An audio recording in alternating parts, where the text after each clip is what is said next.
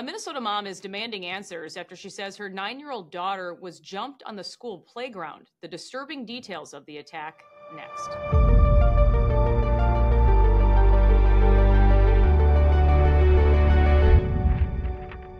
Shauna Larson is my guest. Shauna, thank you for being here. Thank you for having me. I appreciate it. This happened to your daughter, who is just in third grade. A couple of weeks ago now. She attends an elementary school in Savage. Let's just start there with what happened and how you first heard. Yeah, so I went to pick my daughter up Monday on the 29th after school, and she was with her teacher and her principal, and the teacher and the principal were both approaching my vehicle with her, and I was kind of like, oh, well, that's a little pretty out of the norm, so I was kind of curious of what was going on. And they had came up to my vehicle and informed me that there was an incident at school that day. Wanted to make it very apparent that my daughter didn't do anything to cause this, that this had been a calculated incident, and that they were still investigating what had happened, that they would be reviewing footages, but ultimately that she had been attacked on the playground by 4 other students in her grade. And what do you then come to learn, Shauna, their reasons for attacking your daughter, again, who is just 9 years old? I ended up learning within the next couple of days, well, partly that day, and then over the course of like the next 3 to 4 days, that this was due to her race and her religion, because she wasn't Muslim. So that was pretty jarring to hear. So these girls that attacked your daughter are Muslim, and they said they could not be friends with her because she was not. Correct. And they had been friends all year long up until the day this happened. So up until the moment this happened. And I understand you're not even fully aware of the severity of your daughter's injuries until the next day when she starts to bruise. Yep. So me and her stepdad take turns bringing the girls to school. So that morning when he was bringing her to school, he noticed that she had a black eye, and he immediately took a picture of it. When she had came home that day, I just kind of looked her over, and she had bruises on her arms and a bruise on her back, bruises all over her legs, in addition to the black eye. What has your daughter told you about what took place? So she originally told me that they pulled her down by her hair, and started punching her and kicking her. She tried to get up, and when she tried to get up and go for help the first time, and I believe it was the first time that they had gotten her on the ground, that she was trying to fight back, and they had told her that if she hit them or she touched them, that they would hurt themselves, and tell the teacher that she had hurt them. So she just told me, so all I could do there is lay there, Mom. And then she had tried to get up and get away, and they had grabbed her again. And one of the girls had told her, "This is what you deserve for taking my friends." And they pushed her down to the ground again. Then they just continued to, again, pull her hair and punch her and kick her. And she told me that they pulled her ponytail out of her hair. I don't necessarily, nobody has told me at all in the span of the last week and a half of how long this incident has even lasted.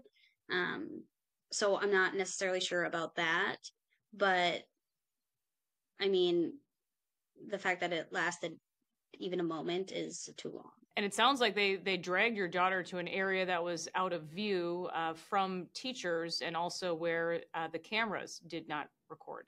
Yeah. So I was informed Wednesday that on the camera footage, it showed them going up to her and punching her in the face, and her hitting back, and then she runs off, and they run after her.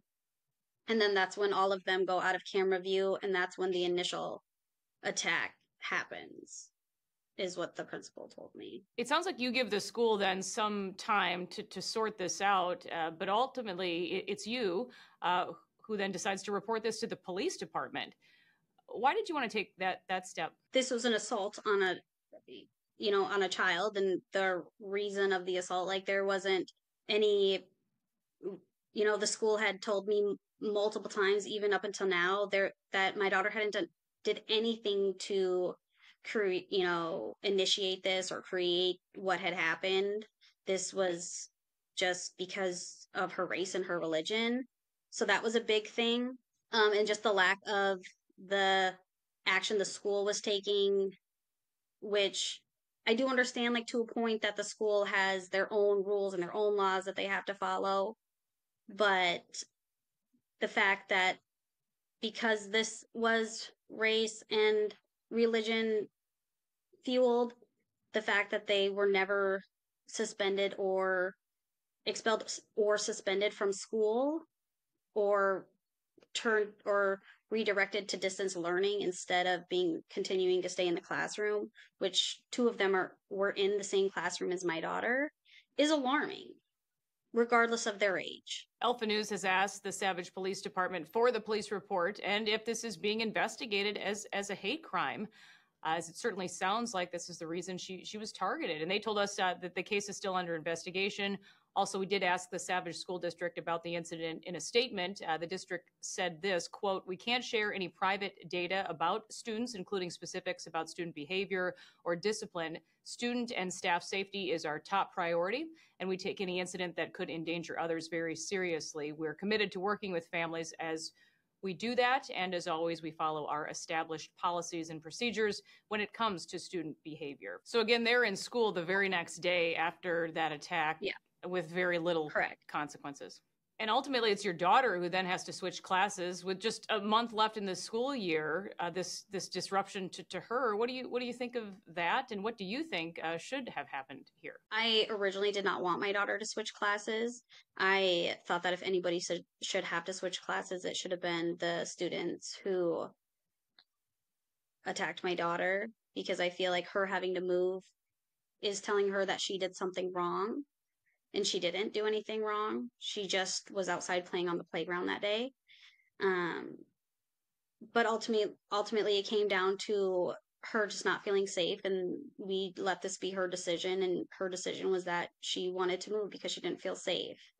And we supported her in that. And it was frustrating, but I ultimately, if I could have it my way, these kids would be distance learning for the rest of the year. They would not be in class with my child or any other child. Why did you want to speak out about this, Shauna? Because this isn't just happening to my daughter. This is happening to hundreds, thousands of kids all over the country. And I feel like it's the lack of consequences kids have nowadays to their actions that is creating bigger issues in schools. Do you think, Shauna, the circumstances would be different if it were 4 Christian students who attacked a Muslim student at an elementary school? Oh, of course. The country would be out, like this would be all over national news, and it shouldn't be that way. Our children shouldn't even be in the media for stuff like this in the first place. The same outrage should be there for every child, because no child should be attacked on a playground and made to feel unsafe at school because her attackers are still there, regardless of their ages. Thank you again, Shauna Larson. We appreciate you speaking out. Thanks for joining me. Thank you for having me. I really appreciate it.